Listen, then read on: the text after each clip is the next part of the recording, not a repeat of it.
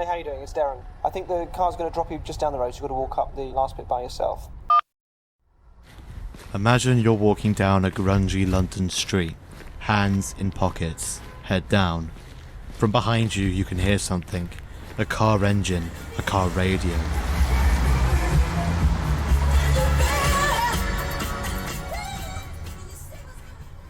You stop in your tracks when you see a poster almost taunting you. It says, ahead of you, a security guard crosses the road to a green-coloured van.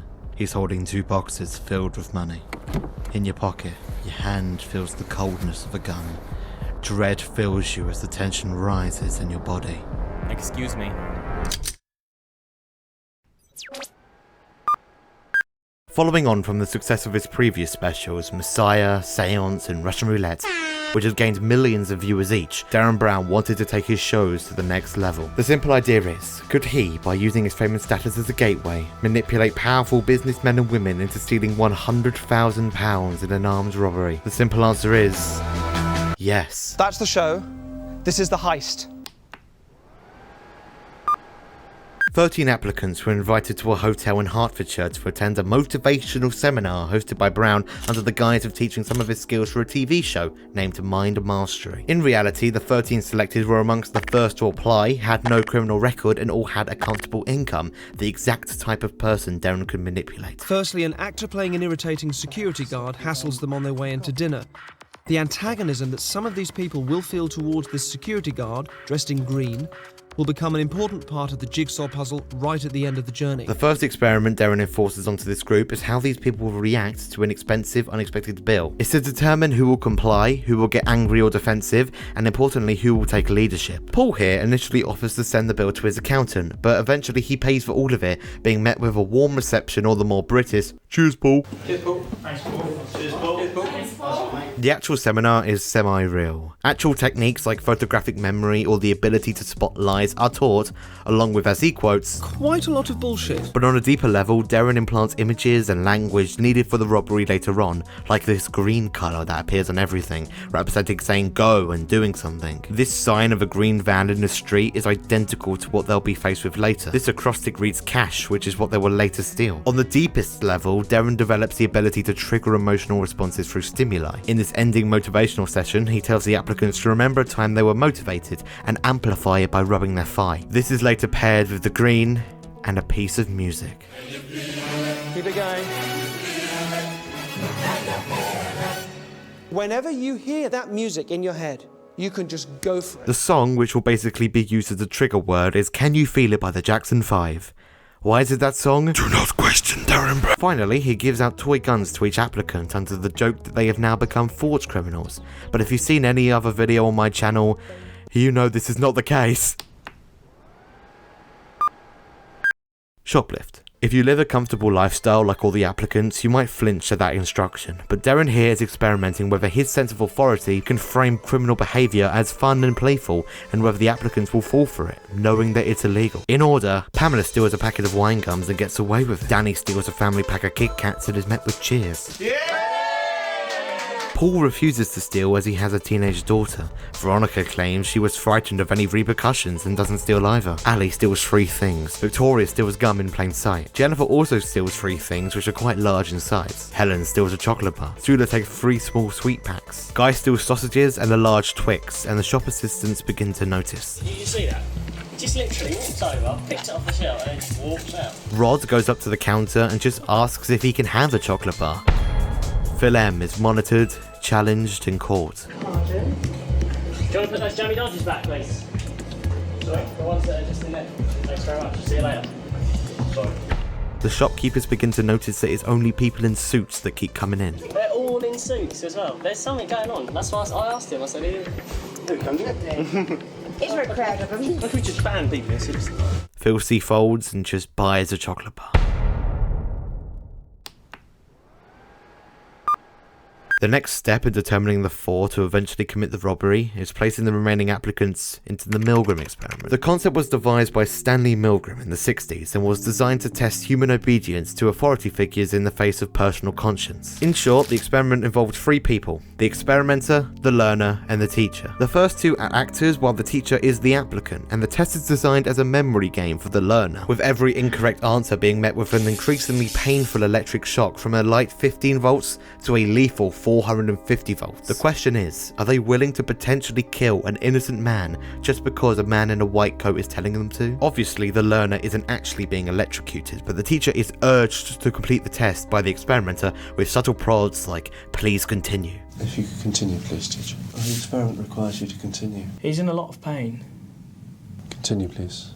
but he's not comfortable. We must continue to the end of the experiment. Whether the learner likes it or not, he has to go on until he's learnt the words correctly. When the teacher feels like they cannot go on due to conflict with their pure human conscience, they are met with a cold prompt to continue, even when they hear the learner suffer, and eventually not respond. 405 volts.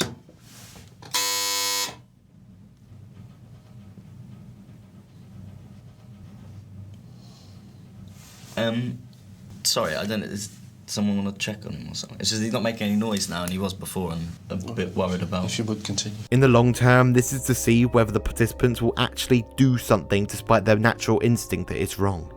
After this test, the final 4 are decided. Victoria was actually aware of the Milgram experiment and stopped it prematurely. Phil earlier challenged the shopkeeper when he was caught and also managed to finish the experiment. Ali stole the most and also was most happy to complete the experiment in full. Danny stopped the experiment early but was so outspoken with his feelings that Derren felt like he could be used. To add some final touches, he gets them to link a feeling of aggression with a fist along with the motivated rubbing of the leg from earlier. Oh look, there's a green van. He also teaches them to overpower security and authority through command and tests it on each of them. Down on the floor.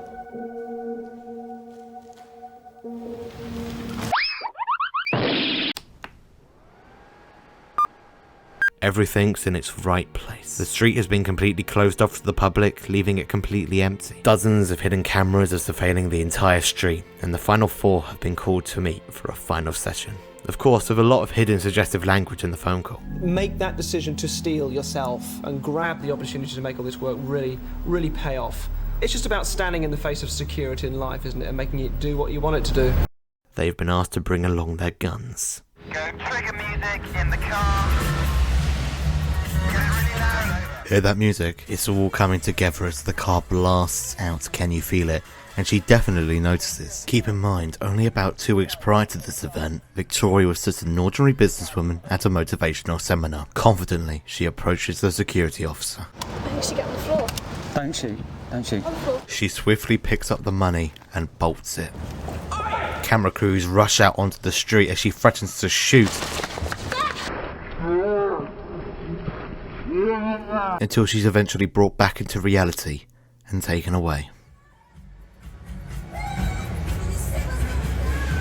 Security guard.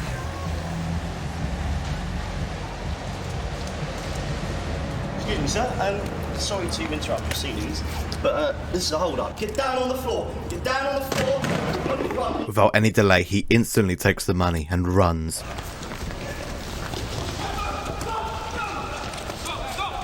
He tries to explain why he went for it, but he can't formulate any sort of response. It's important to note that Danny was the only one of the final 4 to stop the Milgram experiment because of his emotional vulnerability, but contrastingly he goes straight for it. Excuse me, mate. Put down. His entire hold-up lasts just under a minute, and he repeatedly makes use of his gun to threaten and delay his escape, and he says stuff like, On your front, right over. Stop looking at me. Tell you what, mate, you try anything, you're dead, alright? Look forward, mate, or I'll fucking put it in your head. Mate, if you move, I swear to God, you're dead, mate. If you've got family... As the guard shouts, Danny crashes into a bollard and he instantly gains clarity. His emotions fall apart once Derren reveals himself. Cue music. Ali is the final one. All the cues are laid out, and he approaches the van.